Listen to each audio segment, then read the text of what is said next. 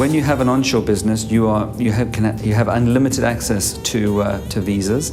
The difference being really is that in the free zone they give you a number, so they say you can have 2 or you can have 5, and that's it. And if you want to take more, you have to upgrade to the next package and pay more money and more money.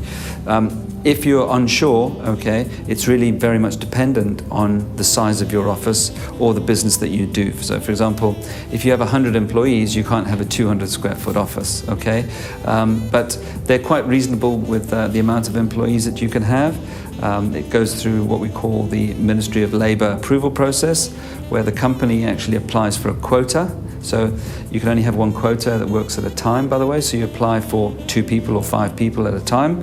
And then once that quota has been exhausted, you then move on to your next quota of people. Okay, you have to specify what designation they would be. So as an accountant, is it an archive clerk? Is it a general manager? Is it a business development manager? And you actually build up, is it male? Is it female? And that's how you actually follow the process with the Ministry of Labour. Once that's exhausted, you can then put in another quota. All right. So that's really how the labour system works here. Once you have a visa, as you probably all know, you can then sponsor your wife and you can sponsor your children. You can also sponsor a maid if you want, okay, and a driver, all right? But they all have limits on them as well. So you have to be earning a specific minimum, and there's nothing racist or sexist about this, but men can earn 4,500 and women must earn 10, okay? So this is just how it works, all right? So those are the sort of the rules as they stand right now for you to be able to sponsor your family. In the free zone, there aren't as stringent requirements for you if you want to become a manager of a company, for example.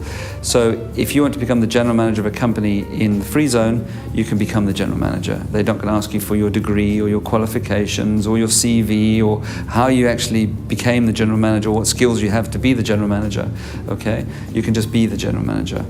In Dubai, onshore, you actually have to give them your degree and your qualifications to be able to get this sort of level title as you have here, okay? So if you want to become a manager of a company, you must have a degree. It's that simple, okay? They actually look for the word bachelor, okay, on your little bit of qualification, and if you have it, they will actually give you the title manager. People say, well, why do I want that title? If you want to travel to Saudi Arabia and various places, you must be a manager, okay? Otherwise you can't get a visa to travel to certain of these places. So there are some very important things that you need to be aware of.